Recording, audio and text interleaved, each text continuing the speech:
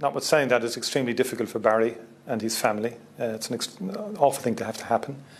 But I met Barry on Monday night, would have met Tuesday morning, was of the view that he should go into the Dáil. I had asked him to see the pulse file that, and he gave to me, or at least showed me it Tuesday morning. And I was clear then that he did have to go into the Dáil. He took a different route. He was taking a legal route on this in terms of the accuracy of the file and in terms of the GSOC report, in terms of the leaking of data. But in my view, when you're in a ministerial position and in the Dáil, you have to account to the Dáil, no matter how difficult it is. And given the situation, he was penalised for it, and he took his punishment at the time.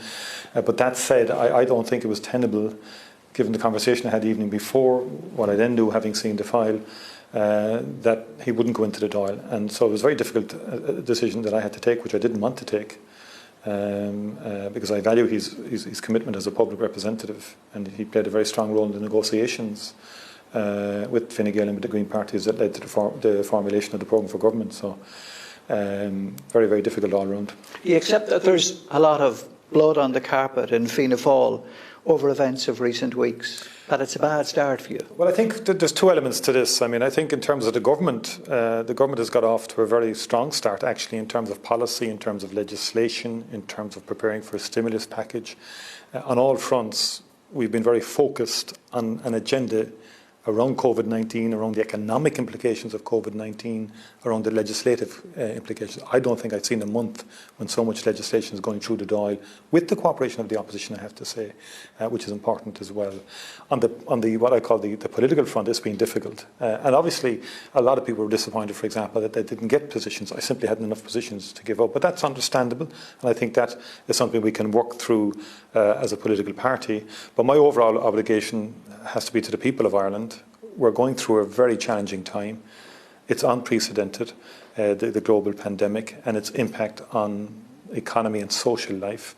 And we simply have to deal with that. And I think the party understands that, and I think the members of the party understand that, and they want us to get on with that very difficult task. So you're at loggerheads with Sinn Féin over the whole question of a border poll.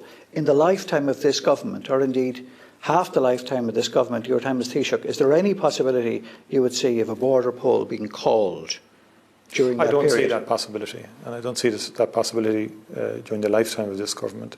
But what I would like to see is significant work underway in terms of what a shared Ireland would look like.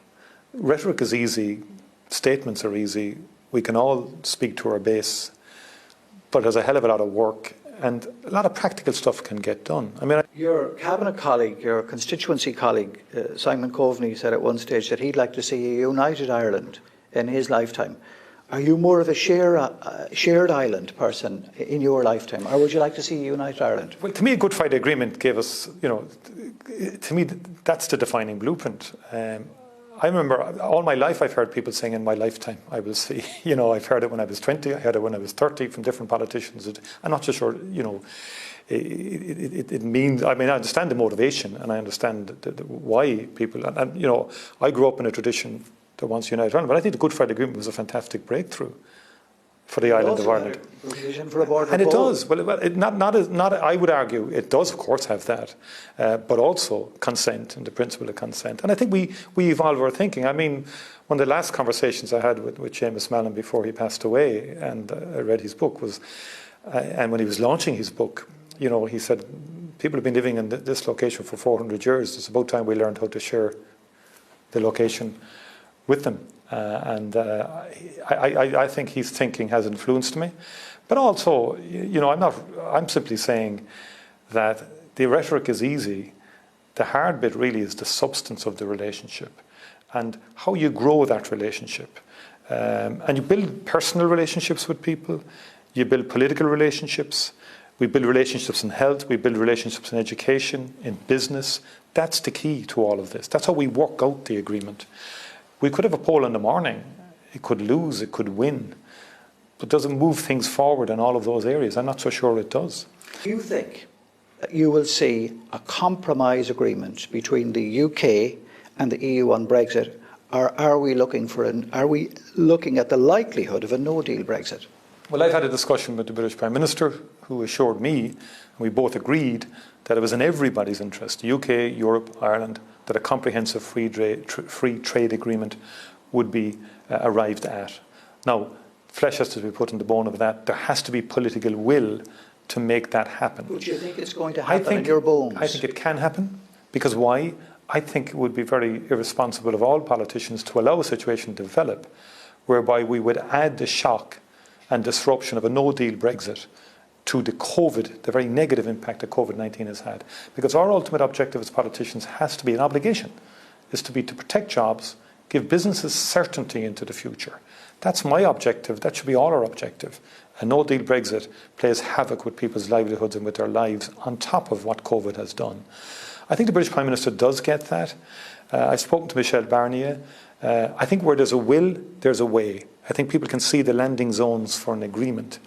But it will take that political will. And there is a degree of uncertainty around the timelines for that and when that would happen. But in my view, it would be completely unacceptable for people, for politicians of all persuasions, to allow us to fall into a no-deal scenario. On Taoiseach, Micheál Martin speaking to our Northern editor Tommy Gorman a little earlier. A Chilean woman who came to Ireland earlier this month to study English has been describing her ordeal after she was detained by immigration officials and denied entry to the country. The 33-year-old subsequently spent 12 days in prison. Estefania Alquinta González came to Ireland from Denmark